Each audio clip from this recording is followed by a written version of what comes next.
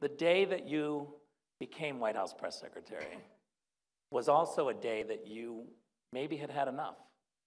Right. Tell us a little bit about that. The day I got the job to be White House press secretary was the day I walked into the White House fully intending to resign. And a theme throughout the book is that every time I made a plan, God had a different idea, and it turned out to be better than the one I had. That story is amazing. You know, Ed Gillespie was the director of communications at the White House, and he's done also so much in his life. And he also recently ran for Senate in Virginia and came this close to winning, and he really should have won that seat.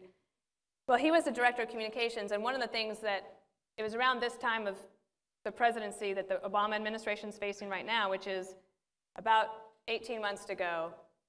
You've had people that have been there since the campaign, and as a staffer, you do get tired. And one of the things I write about is very openly and for the first time is some of the health challenges that I ended up with, mostly because I didn't take care of myself. And if I had to do anything over again, it would have been that. But Josh Bolton, the chief of staff, had said to us, if you don't think that you can make it until the end of the administration, you should probably think about leaving now because the president intends to sprint to the finish. And I had to be honest that I was barely crawling. My husband and I went on a trip. He was running this hood to coast race, which is this really crazy idea of running in the middle of the night through the woods with a bunch of people, which I wasn't going to do, but I went with him, and I had a day off. And on the way there and back, I said, you know, we really should talk about this. And the family members of White House senior staffers go through a lot as well. And he was quiet about it, though. One of my favorite pieces of advice is, in the book is that choosing to be loved is not a career-limiting decision. At least it doesn't have to be, and it wasn't for me. And he would support me whatever I wanted to do, and he knew how hard it would be for me to say that I wasn't going to get a chance to work for George Bush. Because once you leave the White House, it's very unlikely you're going back. But we decided I'm going to leave.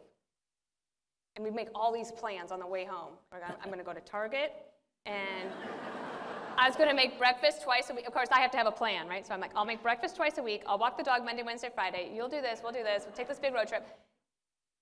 And I get to the White House that morning, on Monday morning, and I think, I don't know how I'm going to tell the president, so I'm just going to have to rip this Band-Aid off. So we get to the morning meeting. The Bush White House started very early. It was 7:30. And I see Ed Gillespie, the director of communications, and I said, hey, Ed, can I talk to you after this meeting? He said, yes, I need to talk to you too, so that'd be great. I said, fine. Meeting ends, and you know how if the leader of the meeting says, Dana, can you stay behind? Everyone thinks you're in trouble. At least that's what I always think, that I'm in trouble. So everybody files out, and I sit down, and I am ready to just blurt it out, and Ed says, do you mind if I go first? I said, no, sure. And I sat back, and that's when he said, the president would like to make you the press secretary on Monday. And I said, oh, really? And I wasn't sure if I was just kind of the convenient choice, but I just remember thinking, what am I going to tell Peter? Did you say yes before you called Peter? Oh, yeah.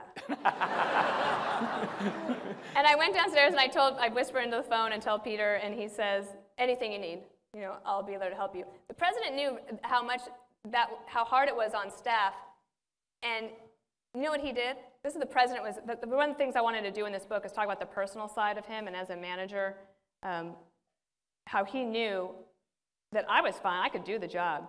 But it was Peter. I was gone 18 hours a day, and even when I was home, I wasn't really present. And I used to sneak my BlackBerry upstairs so I could email.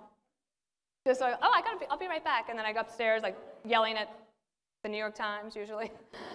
And the president invited me and Peter to Camp David soon after that. And it was Peter's birthday. And Peter hadn't said to anybody that it was his birthday, but presidents know things. And out comes this big cake. And his biggest bragging right is that President Bush and Condi Rice sang him happy birthday. Oh, that's great. And that bought me another year and a half.